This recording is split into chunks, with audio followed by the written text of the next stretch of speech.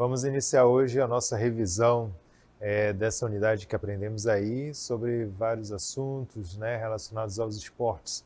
Começando sobre os esportes de aventura. Foi um dos temas trabalhados aí logo no início, nas primeiras aulas dessa unidade, e que nós vimos o seguinte: esportes de aventura são aqueles esportes com maior grau de risco físico que geralmente estão relacionados a alturas, velocidades e esforço físico. São atividades responsáveis por estimular hormônios como dopamina, endorfina e serotonina no nosso corpo. Também não é qualquer pessoa que pode praticá-lo. É importante ter um preparo físico e mental específico para cada grau de aventura. Então nós vimos que o esporte de aventura, ele tem como característica específica o fato dos praticantes disporem-se do seu limite o mais próximo possível do risco de morte, do risco de graves acidentes. Então eles vão disputar relações com alturas muito grandes, velocidades muito rápidas e também com outros limites da capacidade humana, geralmente utilizando certos tipos de equipamentos tecnológicos a seu favor, para poder superar as limitações humanas. Então, por exemplo, o ser humano não nasce com asas para voar e ganhar alturas, mas hoje em dia ele consegue, a partir de um avião, pular de alturas imensas e aterrissar com segurança no chão graças ao uso de equipamentos como paraquedas ou aquele macacão de base jump que tem uma asa, né, uma espécie de planador abaixo dos braços. Ele também é capaz de atingir profundidades muito grandes no mar, no lago, nos rios, utilizando equipamentos de respiração ou simplesmente treinando a própria capacidade aeróbia. Lógico que nunca vai conseguir chegar a grandes níveis de profundidade como certos animais aquáticos, mas mesmo assim, para os limites humanos, ele consegue chegar em profundidades muito grandes.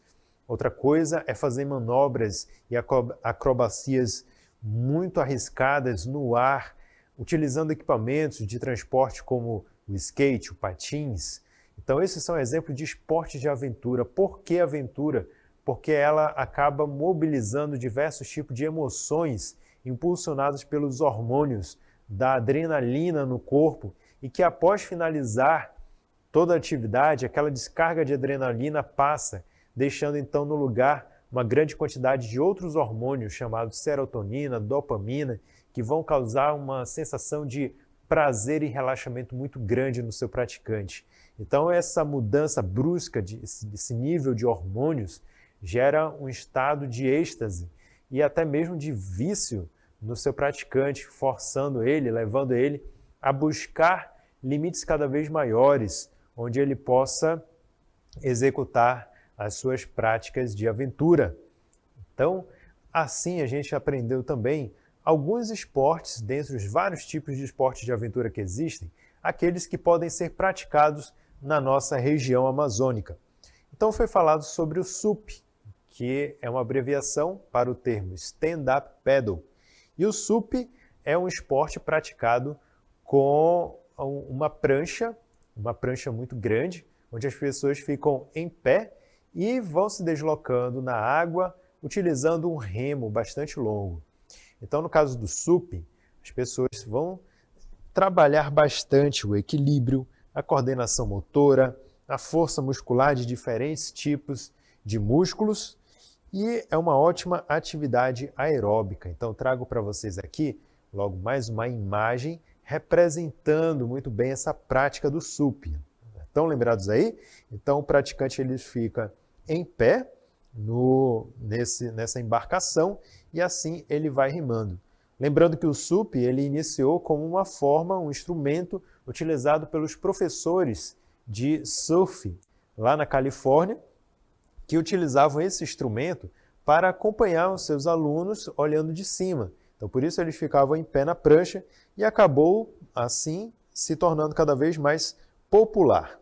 Nós vimos também os equipamentos de proteção utilizados pelos praticantes, como colete flutuador e também as tornozeleiras que têm um fio seguro na prancha, para caso o praticante caia da prancha, ele não perca ela de vista e também não se afogue.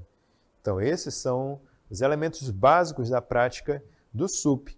E nós vimos também os músculos que são trabalhados com a prática do SUP. Então, na parte anterior do corpo, ou seja, na parte da frente, nós vimos que trabalha diversos músculos, como os músculos do braço, do ombro, do peito, do tórax, né, do abdômen.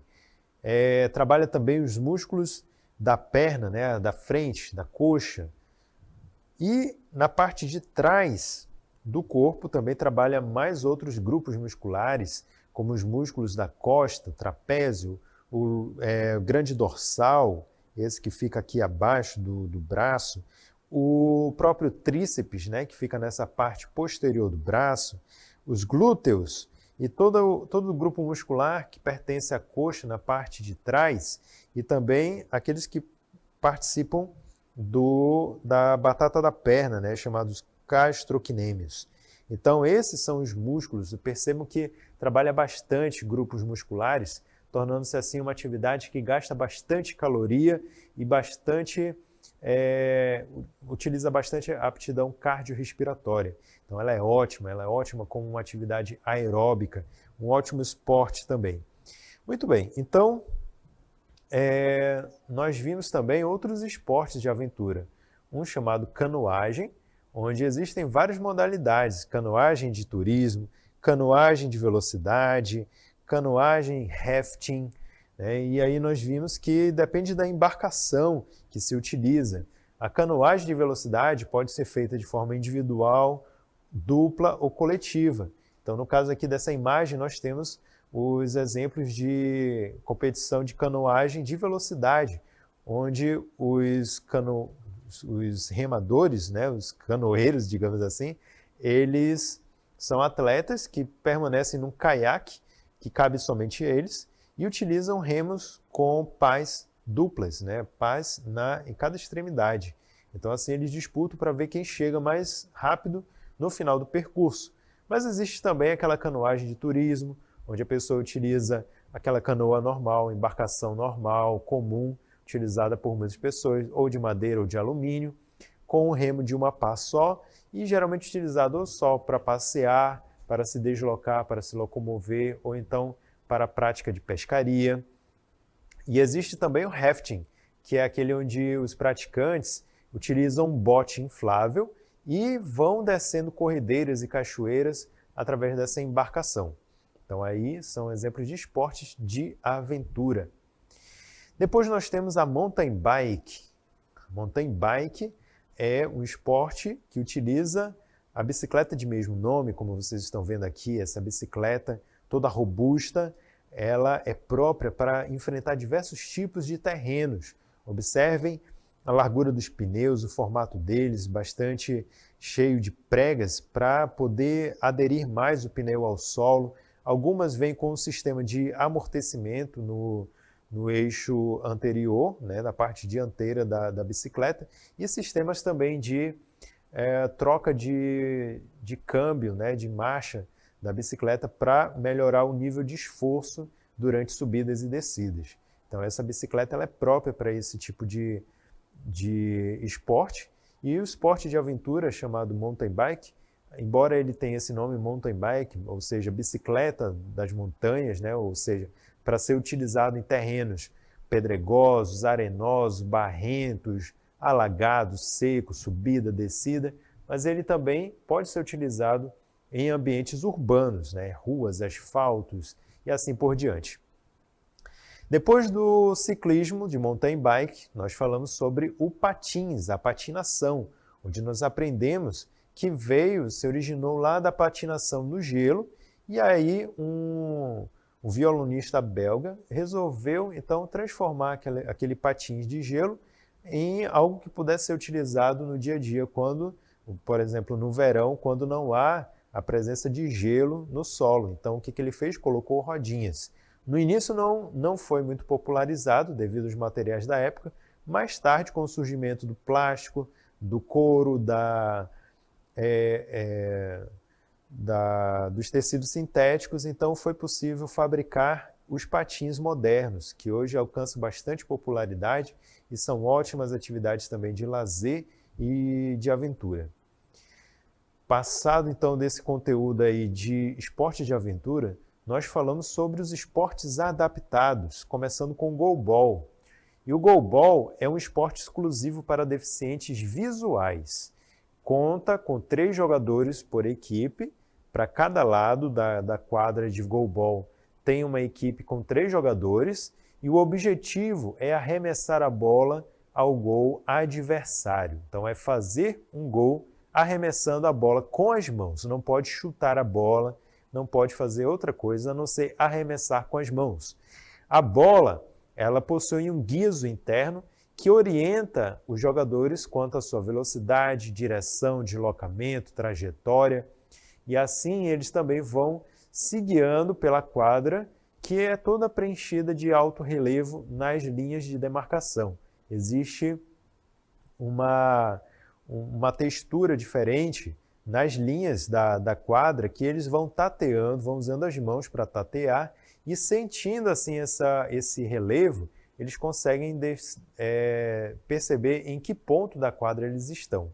E assim eles vão conseguindo se orientar ao longo do jogo. Como é que é a área do jogo de goalball? Ela possui, como eu falei, uma marcação em alto relevo ao longo de toda a quadra.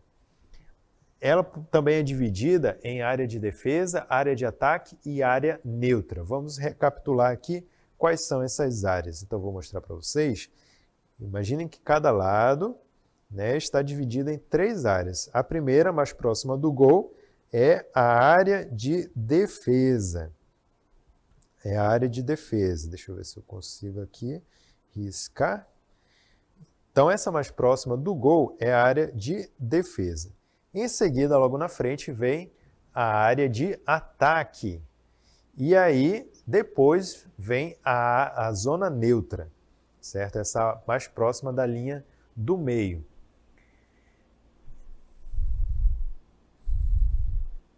Rapidinho, vou tentar marcar para vocês novamente. Então, essa daqui é a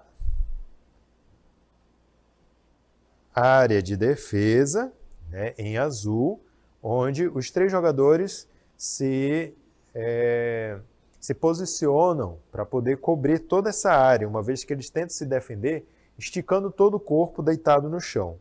Em seguida, nós temos a zona de ataque, aqui em vermelho. Só pode ser realizado o arremesso em direção ao gol dentro desta zona. E depois temos a zona neutra, que está em verde. E essa zona aqui é onde não pode cair a bola durante o arremesso de ataque.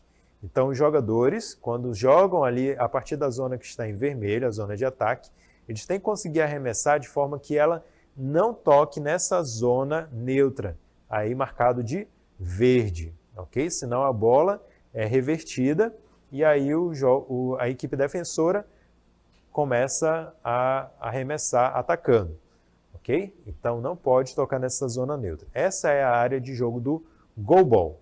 E aí, já pegando o gancho, nós vamos falar do quê? De esportes adaptados, né? Nós colocamos aí que o esporte adaptado para deficientes surgiu no começo do século XX, como atividade esportiva para jovens com deficiências auditivas, né? Mais tarde, em 1920, iniciaram-se atividades como a natação e atletismo, tá? Para deficientes visuais, né? Eram os primeiros jogos para atletas com deficiência física, tá? Então, isso já vem acontecendo aí, né? A ideia, pelo menos aí há um século, né? Que se iniciou toda essa mobilização para colocar as pessoas com algum tipo de deficiência a praticar alguma modalidade esportiva.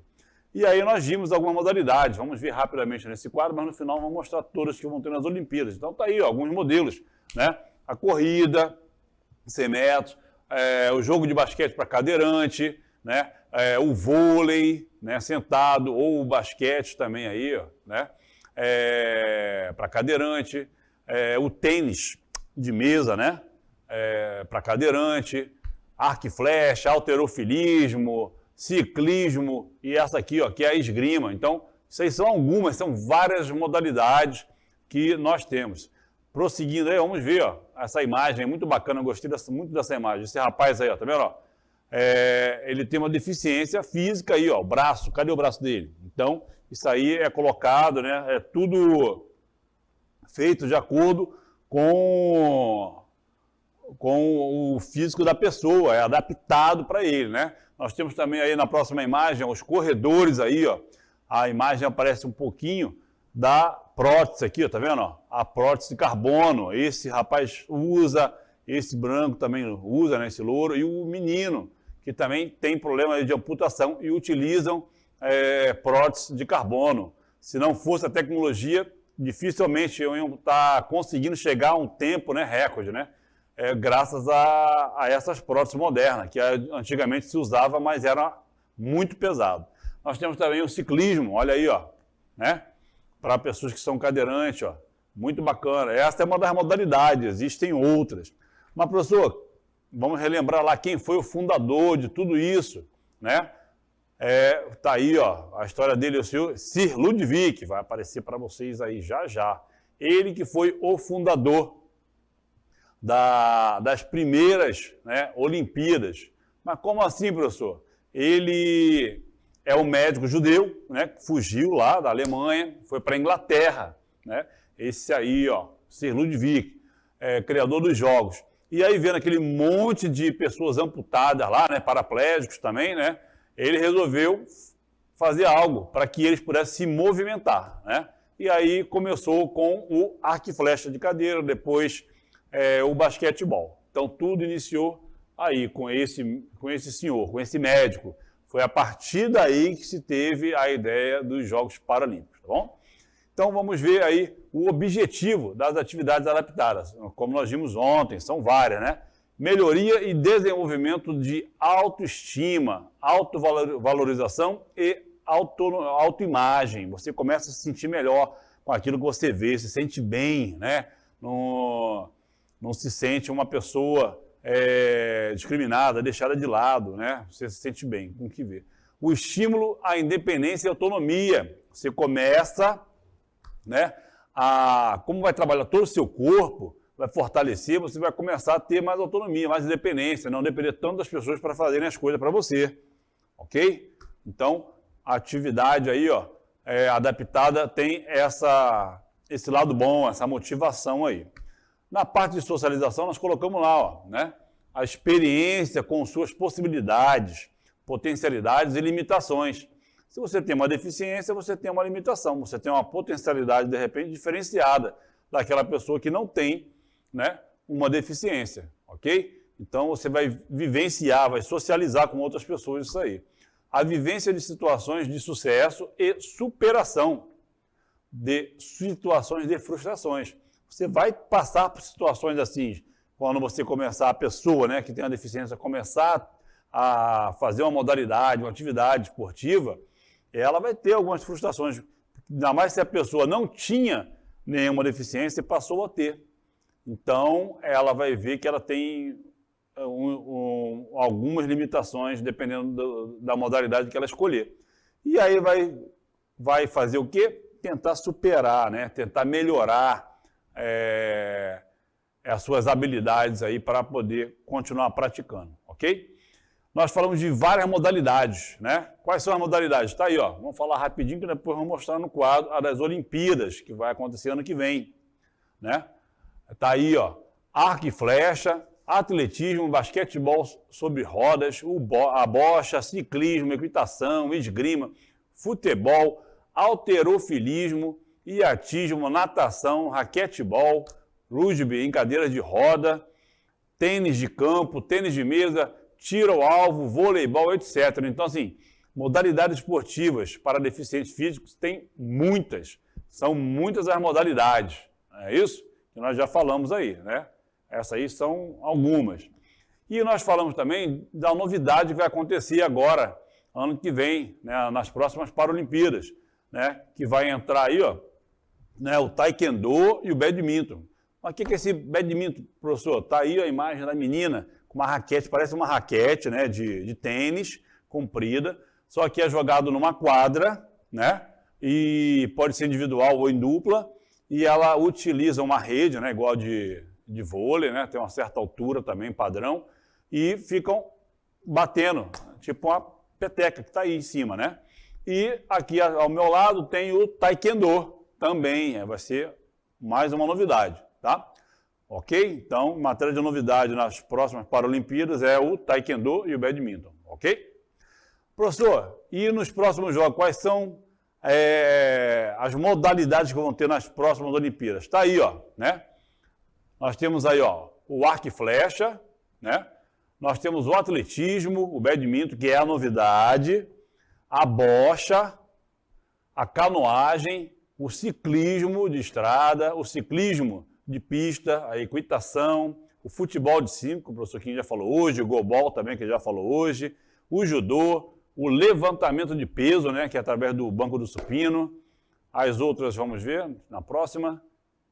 Tá aí, ó, o remo, o tiro esportivo, né, o vôlei sentado, que o professor Kim também falou hoje, a natação, o tênis de mesa, o taekwondo, que é a novidade, né, o triatlo, basquetebol de cadeira de rodas, esgrima em cadeira de rodas, o rugby em cadeira de rodas e o tênis em cadeira de rodas. Então, essas aí são as modalidades que vão acontecer, né, ano que vem nas Paralimpíadas, que se não me falha a memória, que eu comentei, é no Japão, eu acho, tá bom?